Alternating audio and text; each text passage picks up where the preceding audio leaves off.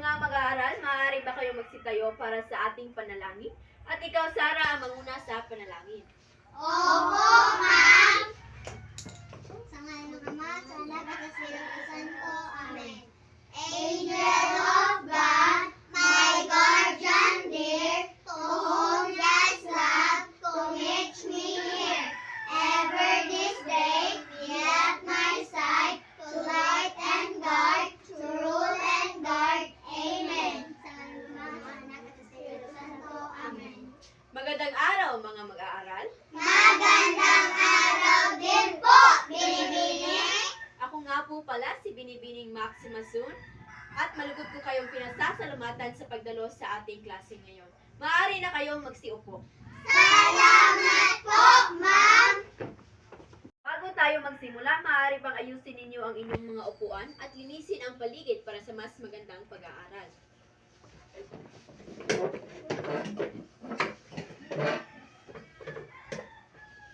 Ngayon naman ay sisiyasatin natin kung sino ang narito at wala. Sino ang wala ngayon? Kompleto po kami lahat, ma'am! Magaling at kompleto kayo ngayong araw. Mga bata, tapos na ba ninyo ang iyong takdang aralin? Opo, ma'am! Kung ganon, ay pasa ninyo ito sa harap.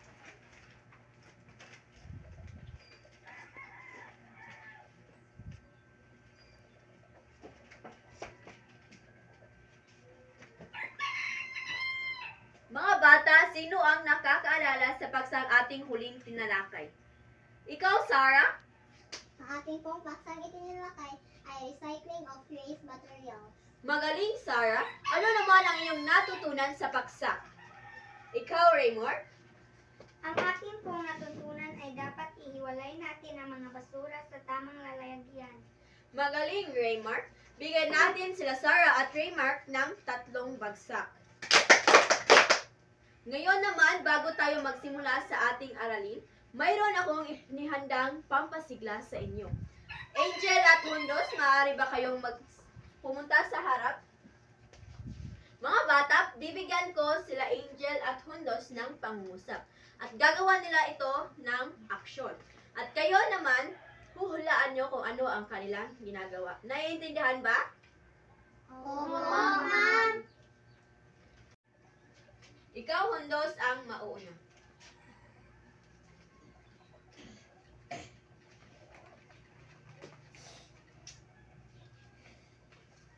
Eliza? Ipinakita po ni Hondos kung paano ang wastong pag-aalaga ng kuko. Tama ka, Eliza. Ang ipinapakita ni Hundos ay ang wastong pag-aalaga ng kuko. Ikaw naman, Angel, ang sunod.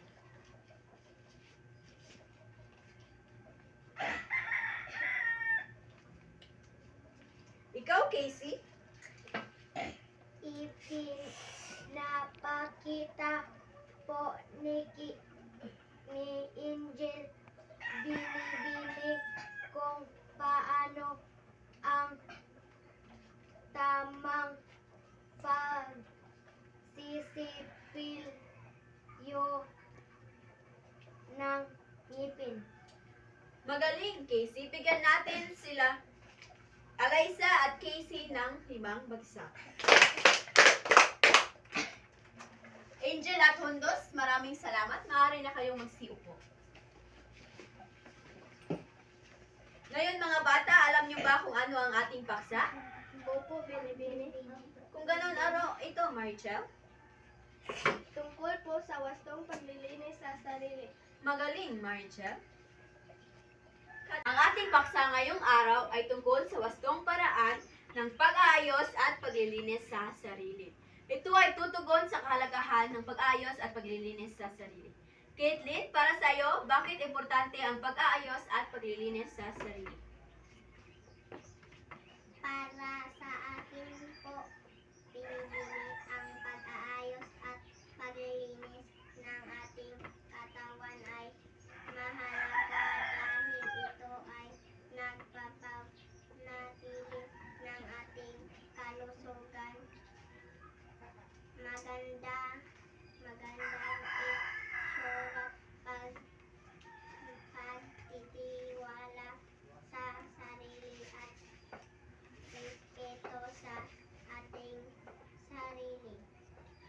Magaling, Kaylin. Ang ating pag-aalaga sa ating sarili at pag-aayos ay para rin sa atin. Ngunit bago tayo magpatuloy sa ating aralin, alamin muna natin ang layunin sa paksang ito.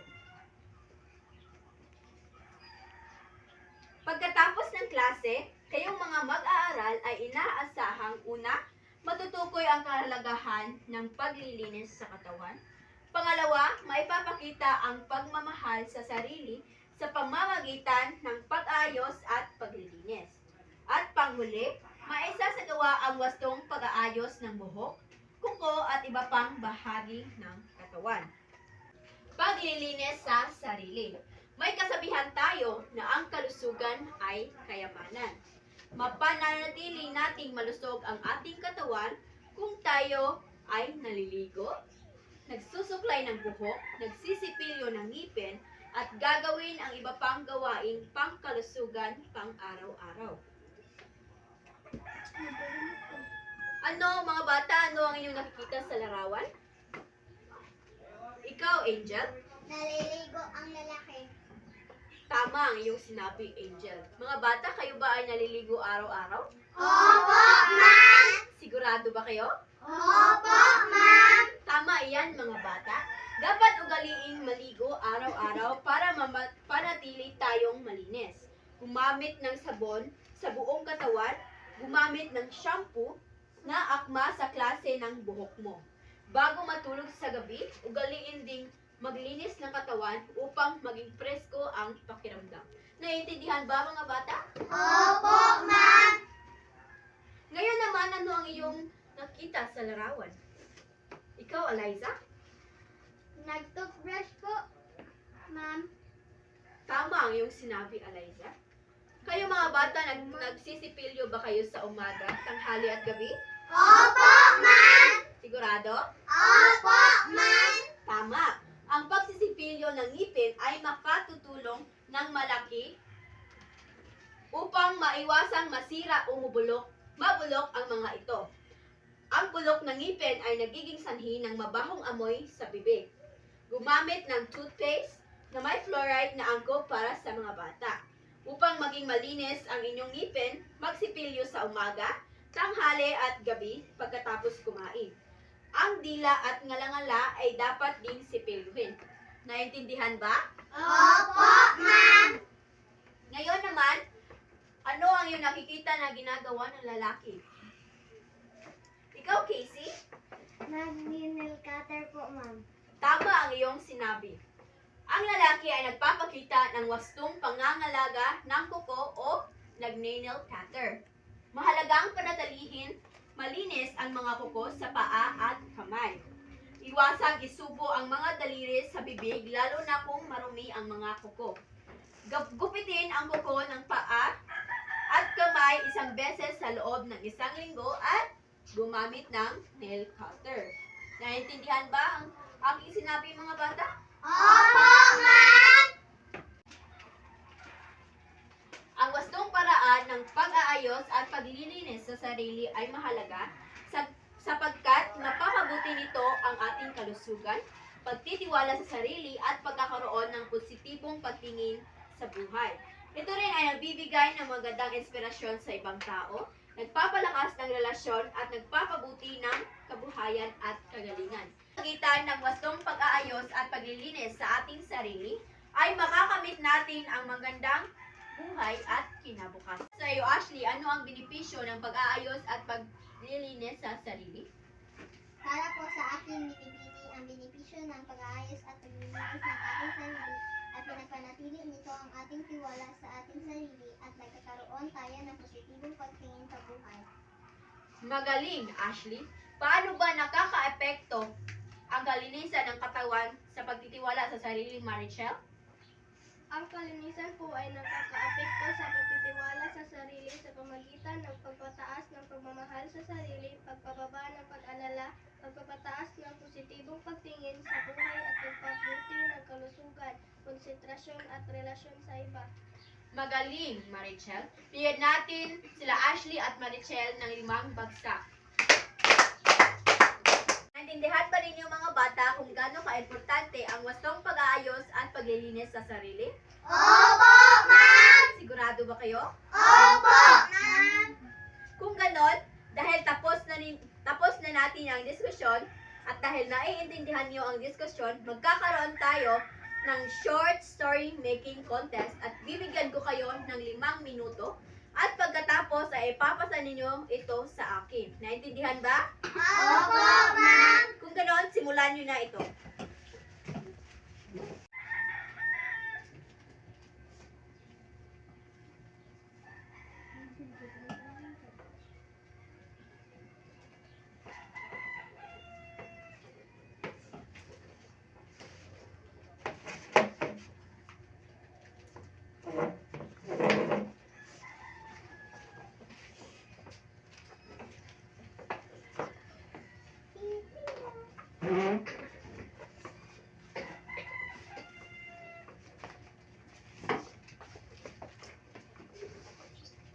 Man mga bata, upang mas malaman natin kung may natutunan ba kayo sa ating paksa, ay kumuha kayo ng kalahating papel para sa ating pagsusulit.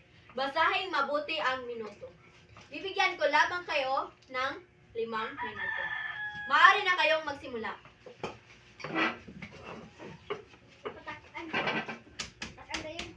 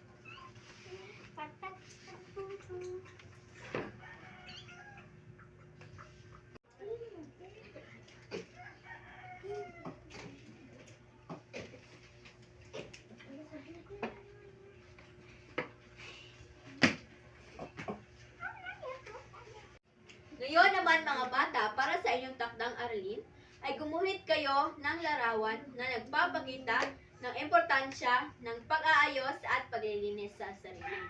Iguhit ito sa long bond paper at ipasa sa susunod na pagkikita. Naintindihan ba mga bata? Opo, ma'am. Kung ganon, ay salamat at paalam.